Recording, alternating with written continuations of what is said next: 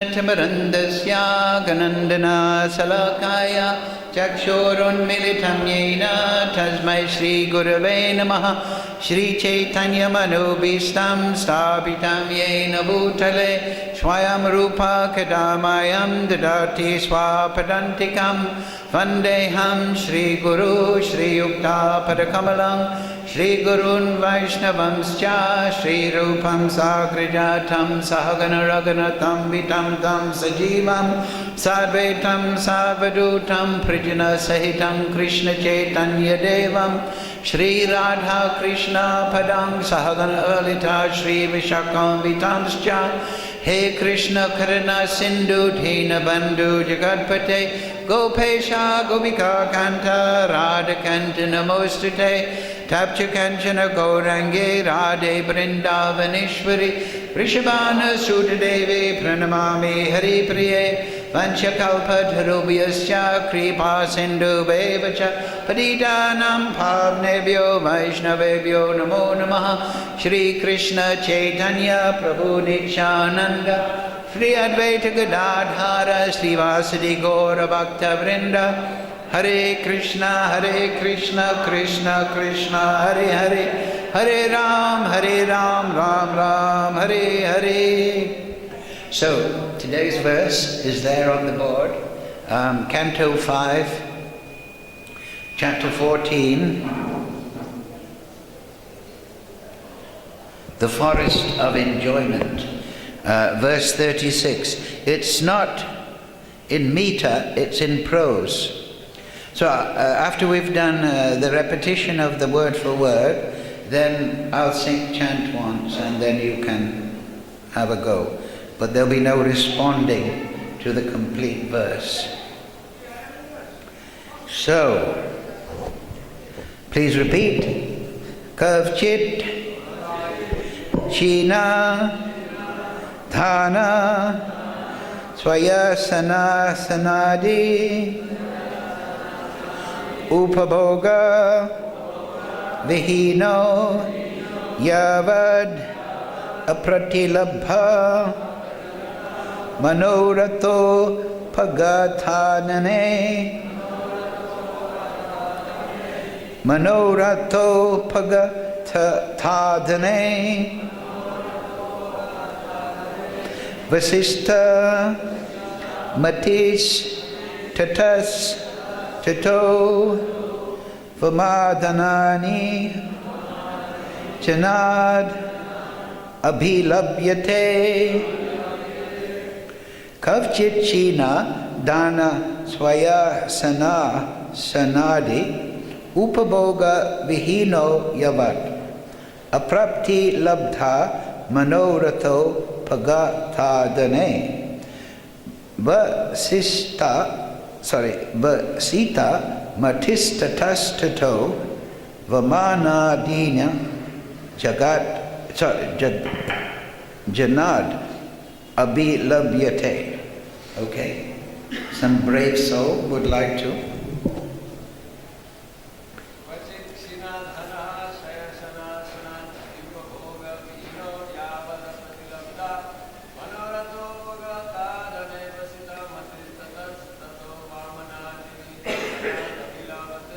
Very nice, very nice. Anybody else? All right, anybody who's not brave, become brave.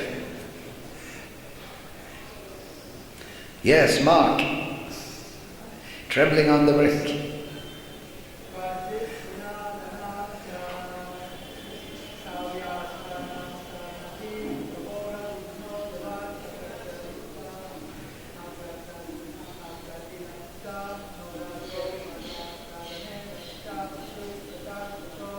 Excellent. And Majijis, of course, are very brave by nature. So, of course, you have to have good eyesight also from that distance. Yeah?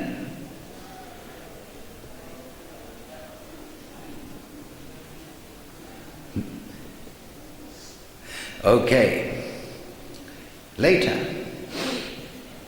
So, word for word translation, please repeat. Kavchit, sometimes, Shinadhana, not having sufficient money. Shaya, Asana,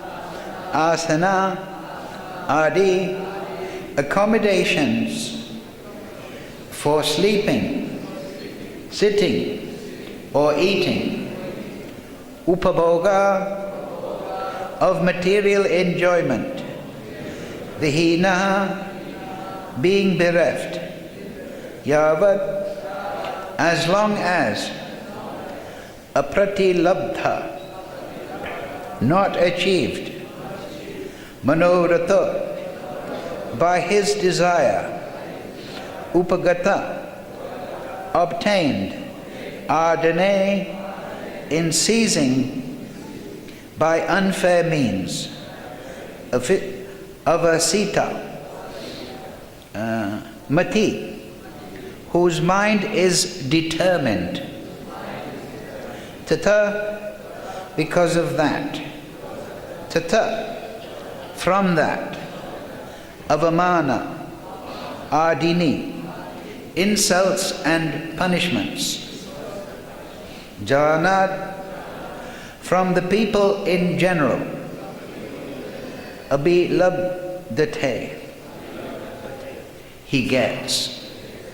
Translation, Srila Prabhupada. Sometimes, having no money, the conditioned soul does not get sufficient accommodations. Sometimes, he doesn't even have a place to sit, nor does he have other necessities. In other words, he falls into scarcity. And at that time, when he is unable to secure the necessities by fair means, he decides to seize the property of others unfairly. When he cannot get the things he wants, he simply receives insults from others and thus becomes very morose. Please repeat. Sometimes, having no money, the conditioned soul does not get sufficient accommodations. Sometimes, he doesn't even have a place to sit, nor does he have other necessities. In other words, he falls into scarcity. And at that time, then he is unable to secure the necessities. When he is unable to secure the necessities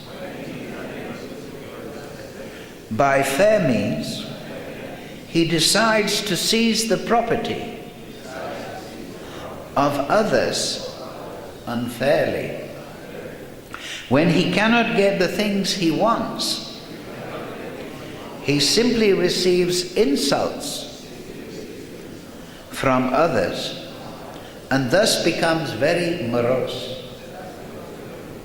Purport, Srila Prabhupada. It is said that necessity knows no law. When the conditioned soul needs money to acquire life's bare necessities, he adopts any means. He begs, borrows, or steals. Instead of receiving these things, he is insulted and chastised. Unless one is very organized, one cannot accumulate riches by unfair means.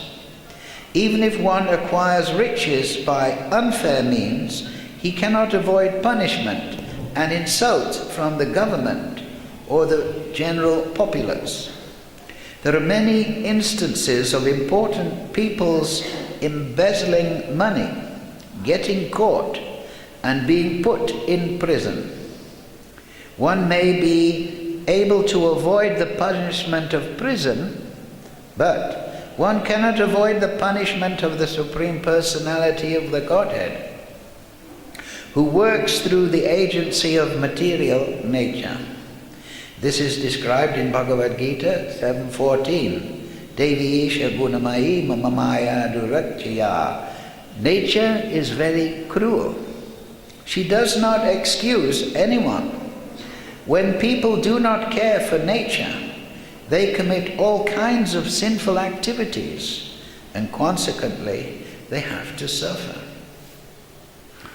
Makam karochi vachalam bhangam laite girim yat kripatamaham vande Sri Guru Dhanitarinam kavchit shina dhana swaya sana nadi upaboga vihino yadvat apriti labdha manorato paga thadane vasita matistatot tatastato padmanadini jagat apilabhyate.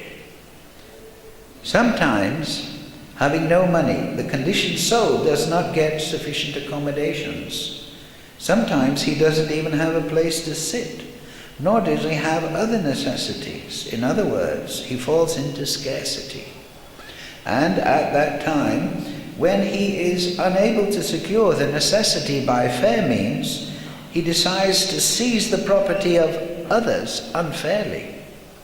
When he cannot get the things he wants, he simply receives insults from others and thus becomes very morose. So, very ironic, huh? We were just saying this chapter is called the Forest of Enjoyment. But here we have the description of what is actually going on in the material world.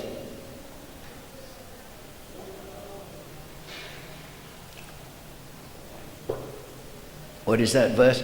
Abrahma bhuvanaloka purnar avachinarjuna. That Arjuna, Krishna says, this material world, all places are places of misery. Even Brahmalok, which avoids the partial devastations, even Brahmalok is a place of death. Because Lord Brahma, we know from the Bhagavatam that Lord Brahma is now 50 years old. He lives for 100 years. But not these earth years. All the learned pandits here will know that Lord Brahma's life is 311 trillion and so many billion years by our calculation on this earth planet. So that means he's about 160 million years old. But still, he must leave his situation. He is the engineer, secondary engineer of the universe on behalf of Krishna. Just like Prabhupada mentioned, Krishna acts through material nature. So, somebody adjust the volume on the mic. It's too high. It's feedbacking. Just a little. Take the edge off. So Lord Brahma even is subject to birth and death. What to speak of what happens between birth and death? Adidevik, Adiatmik, Adibhotik. Here we see that the specific mention is of money. Of course, on this earth planet, we have plastic and brass money and paper money. But this is not the situation in the higher planetary systems. They are not in anxiety for money because through their punya, they're experiencing great opulence, material opulence. But even that must come to an end. Shine punya, martya loka. They have to come down to this cycle of birth and death. This is called martya loka because death is very much evident. Here, maximum 100 years, practically speaking. But mostly people are now dying 50, 60, 70, 80. Like a moment. Every time you see an old man, you should remember he was once a young man. Because we think in eternal terms, we think this person is an old man, this is a young man. But that young man will become an old man. And that old man was once a young man, throwing stones at the monkeys. So, everything is in a very rapid flux on Martyaloka. But it is considered the greatest place. Because in this situation, in this difficult situation, we're not distracted by enjoyment. We're not in the lower planetary systems where people are being purified of their sinful activities.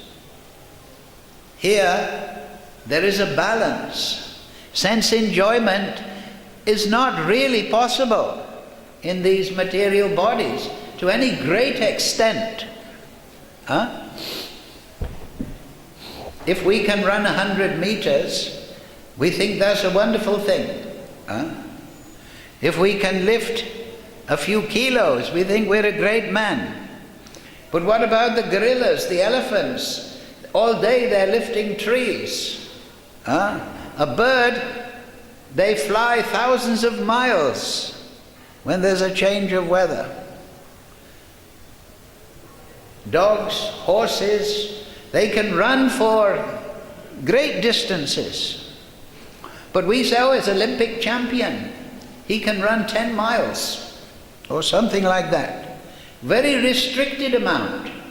And to do that, to run, say, in the marathon 20 or 26 kilometers or whatever it is now, we have to train so long, so long. It is not an automatic function of the body. And then the monkeys, the pigeons, they're having sex life all day. But a man, not possible. This material body, the human on the Martyaloka, is not meant for sense gratification. However, the situation described here is that the human beings in Kali Yuga now, particularly at this time, and we in the Krishna consciousness movement are trying to make real knowledge available to the misfortunate souls described here, they're all programmed to think, if I get money, then I will enjoy. But as Prabhupada very keenly pointed out, that you may have $1 billion, you may have a house here and a house there and a house there. You may not be in this situation, having no place to sit, accommodation, whatever. But you can only eat 4 or 5 chapatis at lunchtime. It is not that they... Okay, 5 or 6. Jai Shri Shri Gaurnitai Krishna Balaram Radha Sham Sundar Lalit Vishakha Shri Guru Parampara Giri Govagan Shalagram Maharaj Shri Guru Parampara Raki. Yeah. So and if you do eat too much, then you become sick. You can't eat unlimitedly. The demigods, they're drinking somaras. But they become intoxicated and they enjoy great opulence there. But if we, say at holy time or Shivaratri, everyone is staggering about, having taken bhang, the next day, or if the people take alcohol, the next day, headache. Why? Because the brain is being destroyed through your enjoyment. So this material body on this plane of existence within this universe is not meant for sense enjoyment, not meant for striving after money. Whatever the food is there, is born along with you. Whatever currency, we won't even call it money, is there, is born along with you.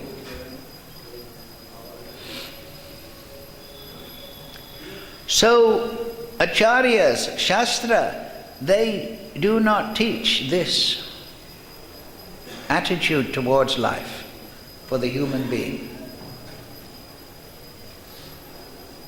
They should strive. What is it? The start of the Brahma Samhita. Atato Brahma Jignas. Atato means now. Now various interpretations, but all on the same point. Now that you have a human body, Brahma Jignas, inquire into that which is supreme. Your money, your air, the water, that is there, born along with you. Use those things in a moderate, healthy manner, but train your mind, train your attitude, train your children, train your society to Brahma Jignas. Shravanam, Kirtanam, Vishnu, Smaranam, Bharasevanam, Achanam, Vandanam. This is how Navavida Bhakti, how in Kali Yuga Brahman is realized, is inquired into. You should hear the message of Bhagavad Purana, Puranaka Dunodita. It is specially constructed, the essence of all Vedic literature. It is the natural commentary of Veda Vyas upon the Vedanta Sutra. Study this knowledge, study Bhagavad Gita, then study Chaitanya Charitamrita, learn the process of Sambandha Avideya Prayojan, and perfect your life in this way. And through all these activities, chant Hare Krishna, Krishna Krishna, Hare Hare, Hare Ram, Ram Ram, Hare Hare. What does Lord Chaitanya say? This Sankirtan Yajna is the very life of transcendental knowledge. Just like a doctor sees a body, which one is dead and which one is alive. The one that's alive has a soul. The soul of transcendental knowledge is Sankirtan Yajna, chanting. This is Kali Yuga. What is that word? Kala Dersha Nidai Rajan Asti Eka Mahat Gunan. Kirtana Deva Krishnasya Mukta Sangha Param Braja. Kali Yuga is an ocean of faults. We all know. Get on the internet. You can find this theory, this conspiracy theory, this historic, this lie, this politician, this one did this murderer, this one, that one.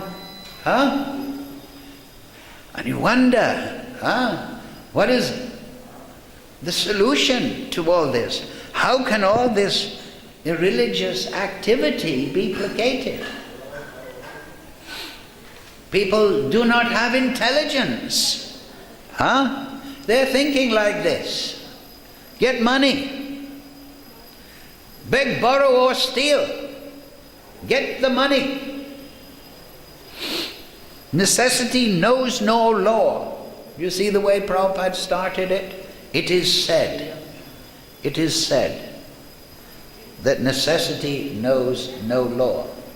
Very wonderfully put by Srila Prabhupada. Srila Prabhupada Kega. Also similar on this subject, Prabhupada once said, morality begins with a full stomach. Right? So all our brahmacharis and matajis in the temple are very moral people.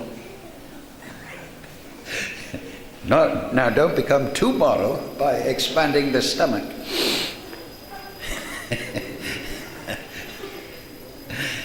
But the point is there. Necessity knows no law. It is said.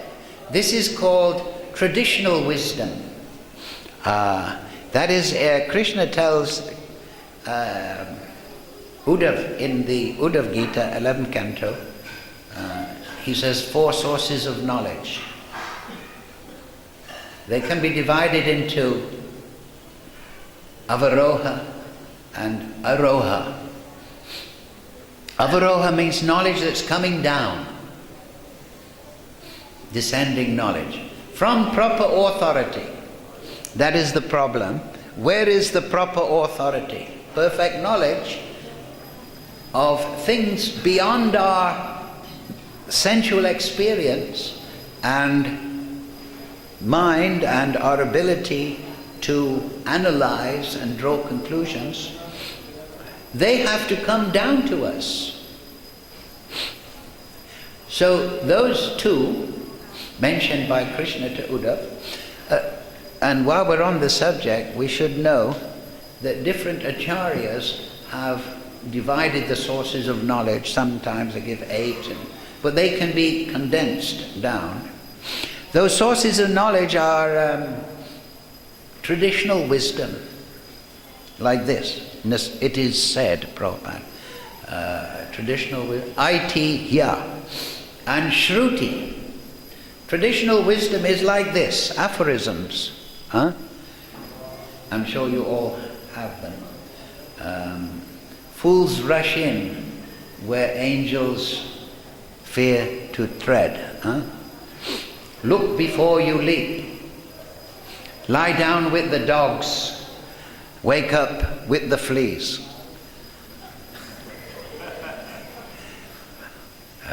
More Krishna. He who goes to Lanka becomes a demon. Now that's not in the tourist booklets. That's a reference to when Ravana was there. Of course, Hanuman went there, but he was not affected. In fact, he wrecked the place. He set the place on fire. He could have brought back Sita, but he said, no, I'll leave that for Ram to do. So, also the Niti Shastra of Chanaka Pandit, he has drawn a lot of those Niti Shastra. Niti means political, they're not necessarily directly applicable to a Vaishnav who is practicing Sharanagati, but they are advice, moral instructions, because he was instructing, I think, Chandragupta. Yes. So how to operate on the material platform successfully. You must know them all. You can get a book. But when you read it, understand that point, that they're not necessarily for Vaishnav sadhana. There are ones like never trust the bank of a river, or stay 10 foot from the bank of a river, an animal with horns and a human with a weapon, 10 foot, because the horns, so on and so forth. So, anybody know any? So this is called traditional wisdom. It is passed down through generations. It may not necessarily be immediately described in the Shastra. It may be implicit in the Shastra. Mahabharata is full of these, Yudhisthira Maharaj and so on, speaking to the Yaksha. These things are considered knowledge because they have a self-evident quality of correctness. But the Shruti refers to the Veda and Korolas. The Veda, the Shruti means the Vedas. Just like the Bhagavatam, commentary of the Vedas, of the Vedanta, it is considered the ripened fruit of the tree of the Vedas. The Vedas are considered like a desire tree. Because from the knowledge contained in the Vedas, you can get so many things, so much good information, how you can attain. If you want to be a big yogi, if you want to go to Svargaloka, if you want to merge into the Brahman, all this information is there in the Vedas. But the fruit of the tree is not to stay in this material world, grubbing around for money like it's described here, in an illicit manner, without dignity, lying and cheating. The fruit of the Vedas is Rajavidya Rajaguyam Pavitram Idam Uttamam Pratyak Svavagamam Dharmyam Sasukam Kartamavyayam.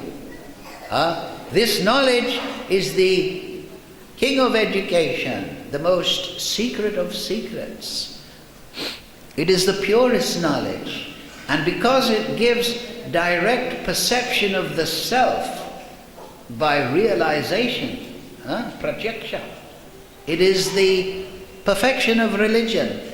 It is everlasting, and it is susukam kartama, it is joyfully performed. So this knowledge of the Vedas, if we become absorbed in this knowledge, then naturally we become attached to the Supreme Lord. And from this attachment, prem develops from the soul. Nitya Siddha Krishna Prem Sargavadaya.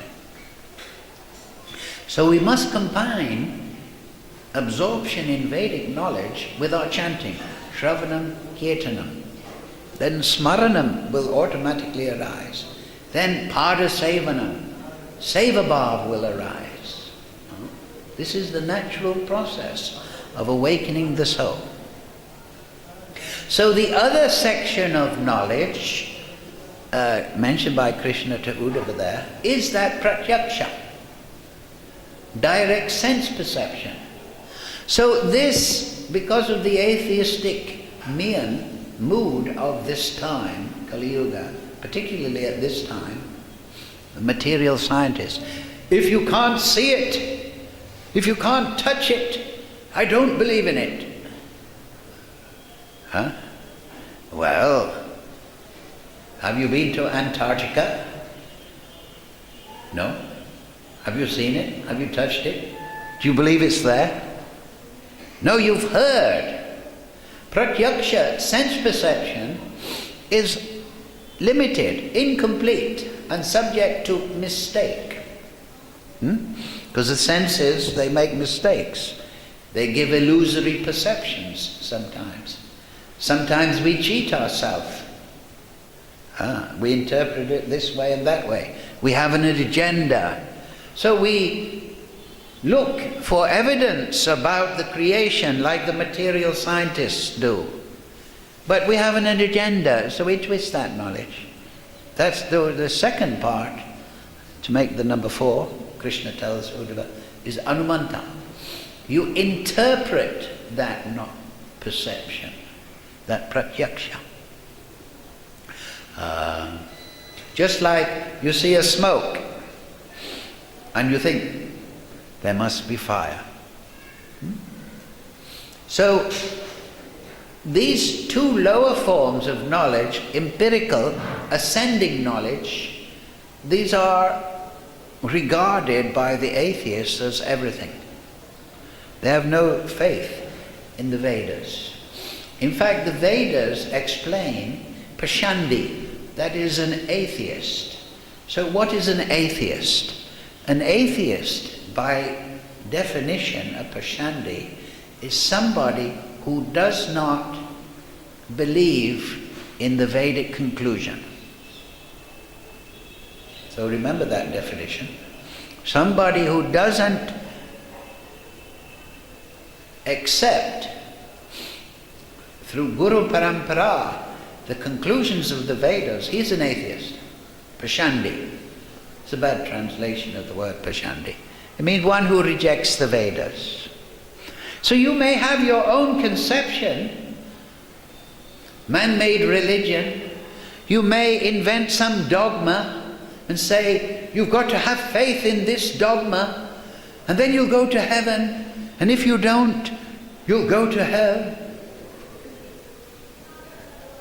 You may invent some, like we see, religion, so-called, nowadays, concocted religion, concocted dogma, but you've got to believe it. Blind faith. And if you don't, We'll burn you at the stake or behead you. You're the enemy of God. We want to conquer the world for God. Wait a minute. If he's God, he's already in control of every atom and molecule in the world. He doesn't need your help. So Kali Yuga is an ocean of false, an ocean of ignorance and arrogance, demoniac proposals. They think they're religious, so many people, but they do not know the object of devotion in any degree. They've been fooled by the Maya Shakti, and they've taken this violence and decisiveness. The religion says, only us, our ethnic group, have the soul, and everybody else is an animal, so we can exploit them. Another religious system says, God died for your sins. God died? What? Isn't there a contradiction there? God died? Is he a mortal being? Is God mortal? Can you kill God? Hiranyakashipu didn't. He was trying a lot harder than you. So all this foolish idea, this is all actually not helping people in the ultimate position. Some dogma presented under duress. But here, that verse, pratyaksha bhagamam dharmyam.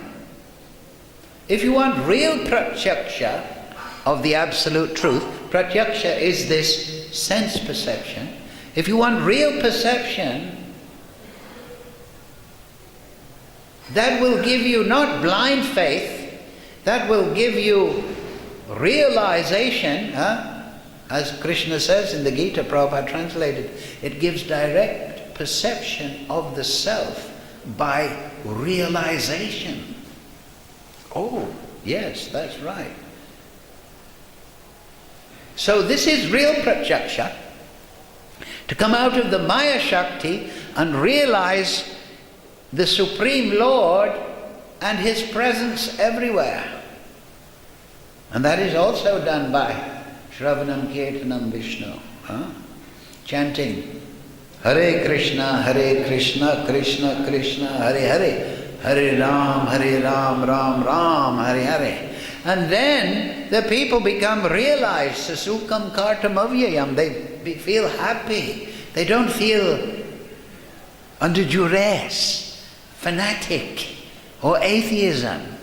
If you give false dharma to people, false dogma, they either reject it and become atheistic or agnostic, or they become fanatic because they have no realization. But they just think, I've got to do it or else I'm going to hell. And if I do it, I'll go to heaven. Fanaticism. But that is not the sign of a religious person.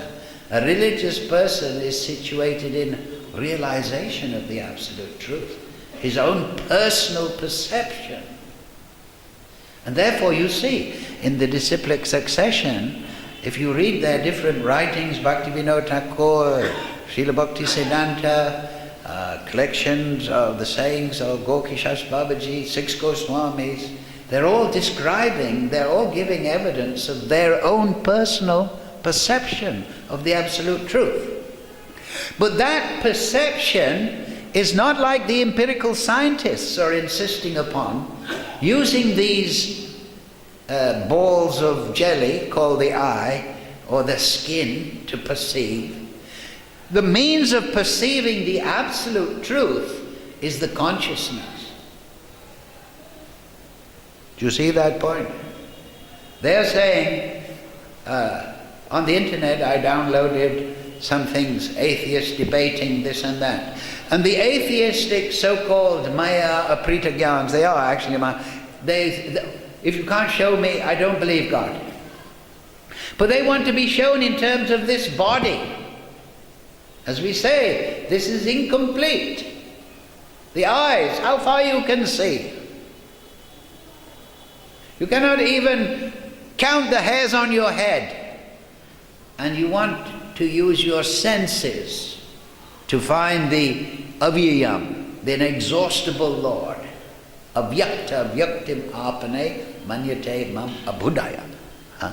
You want to catch the Supreme Lord with your material senses. But the Supreme Lord is transcendental. Oh, I don't accept that. Well, then you're a fool. Because there are thousands and thousands of acharyas and thousands of devotees. And you yourself personally can realize transcendence if you take to the process. No. I'd rather sit in my leather chair, drink brandy, smoke a pipe, and write stupid articles. Denying God. Everything came from nothing. Right? This is the scientist, right? Everything came from nothing. Well, what a ridiculous idea. Even the donkey knows that the grass comes from the ground. If you talk to the donkey down by the Jamuna and say, did you know your grass comes from nothing? You say, you're as stupid as a horse. Every donkey knows it comes from the earth. You can't get something from nothing, because nothing doesn't exist in the first place. You're thinking that nothing is something, and that this nothing that you call something or thinking is something is transforming into something called the creation. Go and talk to the horses. Us donkeys don't want to have anything to do with you. You're a fool. Don't you know that the Vedas teach Parinamavad, the transformation of Krishna's energy in the creation?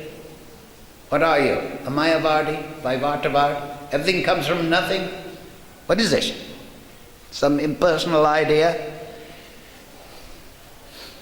No wonder us donkeys kick you scientists. Anyway, everything came from nothing. And there's no God.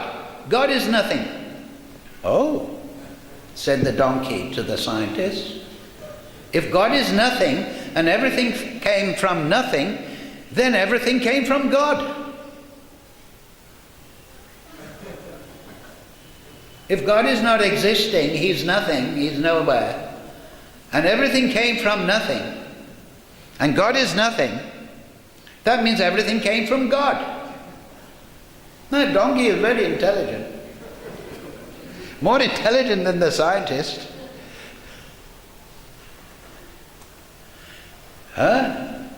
Yes, that's correct. God is not existing. Everything came from non-existence. Therefore, everything came from God. So these scientists are actually theists. We'll have to inform them. We should send a donkey to the university and they can explain everything. So anyway, here in today's shloka, it's explaining here how when people are in necessity, they take to unfair means and they don't achieve, or maybe they achieve their means, Prabhupada said in the purport, by some unfair, complicated system like central banking and governments and taxation, suck the money out of the people like a rakshasa sucking the blood out of a body. But that is not the way. If people actually want to get their material necessities, dharma artha. Pravritti marg. Nivritti marg means bhakti. Pravritti marg means dharma artha kama moksha. You need money? Yes, of course you do. To maintain the body, you need some opulence. But dharma, through dharma you get artha, economic development. But mentioned here is by unfair means, if you remember in the sloka. They engage in unfair means, adharmic. So then, as Prabhupada, then they get so much trouble They get, as Prabhupada said in the purport, they get reactions to their sinful activities, to their lying and cheating. You may look at a mafia, and he may have a Mercedes Benz and a shiny suit. He may look, oh, he's enjoying. He's a mafia. But in his next life, he'll be in hell. He's on the road to hell. He's driving his Mercedes into hell. His sinful activities are only buying one ticket, and that means narak.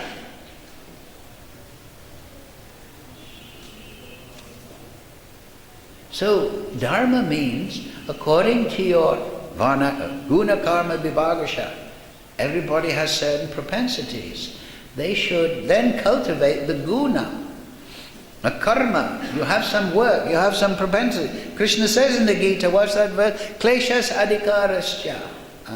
Everyone has a right to perform their duty.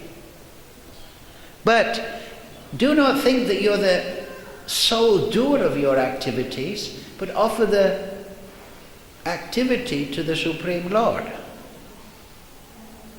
That is the proper use of dharma on the material platform, material propensities.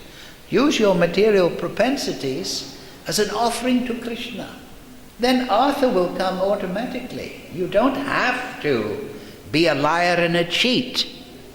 And that is the proposal nowadays, right? What are the gods nowadays? Pop stars and thieves and this and that. Where is it being advertised? How you should perform your dharma. You should become a moral person, according to Vedic advice, according to Krishna's advice. And that will give you artha by Krishna's grace. Dharma, artha, karma, calm. Then you'll be able to enjoy your senses. But do it in a regulated way. And then, having in a moderate fashion enjoyed your senses, become interested in moksha. But Lord Chaitanya came and he said, Purusha, the real goal is prema. Don't stop with dharma, artha, kama, moksha, or liberation, swinging. I'm enjoying, the pendulum goes this way. Oh, now I want liberation.